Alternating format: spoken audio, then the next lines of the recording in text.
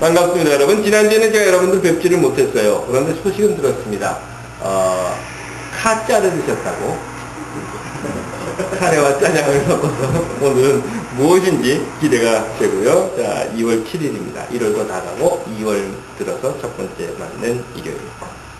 주기도문이라는 것이 있습니다. 예수께서 제자들에게 가르쳐준 기도라고 하는데 기독교인이든 아니든 여러분들 한두 번쯤은 들어보셨고 기억을 하시는 그런 내용입니다. 영화 같은 데도 자주 등장을 하고요. 주기도문. 당연스럽게 기독교 교회는 매번 예배 시간마다 이 주기도문을 외우는 순서를 넣고 있습니다. 또 많은 교회들이 사도신조를 외우는 그런 순서도 갖고 있고요. 물론 우리 같은 경우는 좀 다르죠. 그래서 이 기도문을 매번 예배 시간마다 외우지는 않습니다. 특별히 사도신경은 당연히 외우지 않고요. 사도신경이라고 하는 것. 이건 좀 사실 우리의 신앙 고백이다. 이렇게 이야기하기에는 문제가 많은 부분이 있어요. 그래서 다음 기회에 사도신경에 대해서 이야기를 해보도록 하고 오늘은 주기도문입니다. 제가 여러분들께 주기도문을 3번이어로 읽어드리겠습니다. 이런 내용이죠. 아버지 이름을 거룩하게 하시오며 나라가 임하게 하시오며 날마다 우리에게 필요한 양식을 주시옵고 우리가 우리에게 빚진 모든 사람을 용서하오니 우리 죄를 용서하여 주시옵고 우리를 시험에 들게 하지 마시옵소서. 이 내용입니다. 어떠십니까? 많이 들어본 이야기 같죠? 그런데 평소에 자주 듣던 주기도문과는 뭔가 좀 다를 것 같아요. 그래서 이렇게 이야기하시는 분들도 계실 거예요. 비록 내가 1년에 크리스마스하고 부활절, 빵 줄 때, 계란 줄 때밖에 교회는 안 갔지만, 그래서 이건 뭔가 좀 다른 것 같다. 이상한 주기도문을 가지고 나와서 읽는 것 보니까 이 교회가 이단이 맞는가 보다 하고 생각을 하시는 분들이 계실까 봐서 말씀을 드리면, 주기도문이라고 하는 것이요. 이 기도문은 예수의 삶을 기록한 복음서 2곳에 나와 있습니다. 좀 전에 제가 읽어드린 주기도문은 누가복음에 나온 거예요.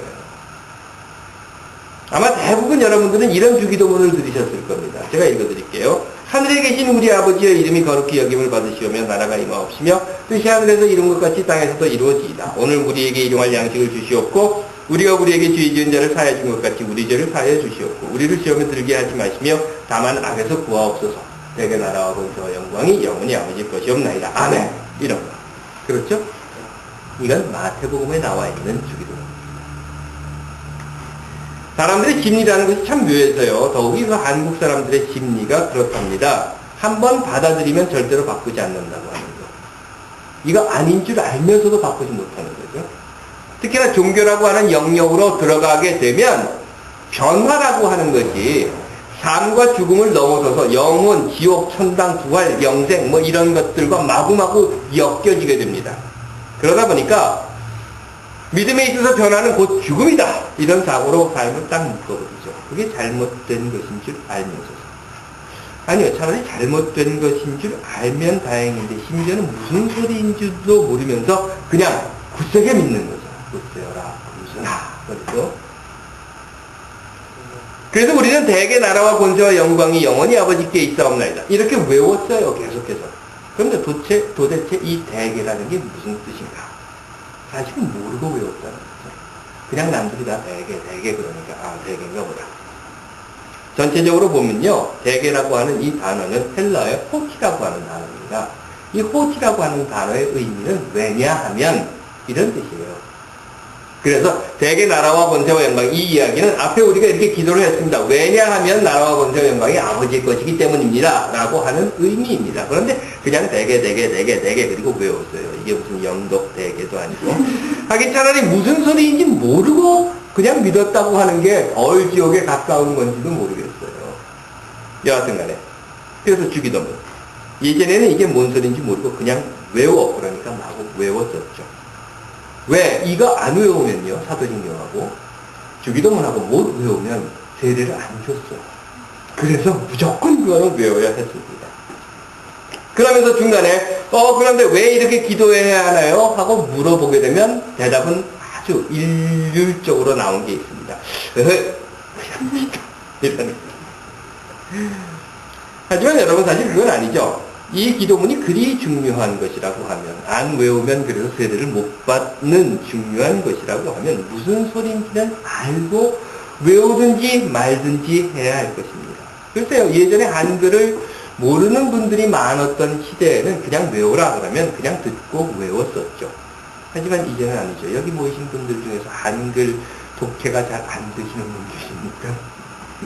그런 분들은 없으실 거예요. 물론 이런 분은 계시죠. 이제는 한국말도 안 되고 영어도 안 돼. 뭐 이런 경지에 오르신 분들은 계실 거예요. 그렇지만 뭐 한글을 읽고 이해하는 데는 그렇게 문제가 없을 겁니다. 그러니 이제는 배우고 내가 이해하고 그리고 나서 믿든지 외우든지 말든지 하자는 겁니다. 자, 예수께서 가르쳐주신 기도. 이 이야기를 하려면요, 이미 앞에서 말씀드린 것처럼 주기도문이라고 하는 것이 예수의 삶을 기록한 복음서 2곳에 나온다는 것에서부터 시작을 해야 돼요. 그 말은 이 2곳의 복음서가 어떻게 만들어졌는가라고 하는 것을 먼저 알지 못하면 우리는 도대체 이 얘기가 왜 딴소리냐 하는 의문 속에서 헤어나오지를 못합니다. 현재 우리는 복음서를 4개 가지고 있습니다. 마태, 마가, 누가, 요한.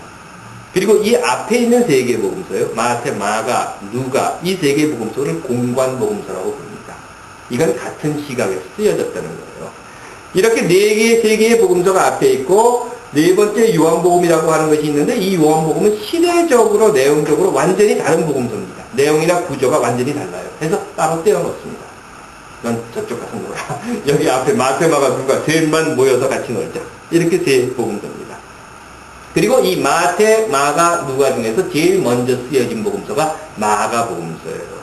그래서 이 마가복음서를 틀로 해서 마태도 쓰여지고 누가도 쓰여집니다. 그러다 보니까 마가가 가지고 있는 이야기가 마태에도 들어있고 누가에도 들어있습니다. 그러면 어차피 마가에 틀리니까 누가에 들어있는 이야기가 마태에도 들어있고 3개의 복음서가 같은 자료, 같은 내용들을 공유하고 있다는 것입니다. 물론 각자 생각을 넣었다 하더라도, 그래서 마가는 마가의 생각을, 마태는 마태의 생각을, 누가는 누가의 생각을 넣었다 하더라도 서로 공유하고 있는 자료들이 있다 보니까 복음서를 앞에서부터 순서대로 읽어가다 보면 내가 지금 마가복음을 읽냐 마태복음을 읽냐 그리고 헷갈리는 경우들이 있어요.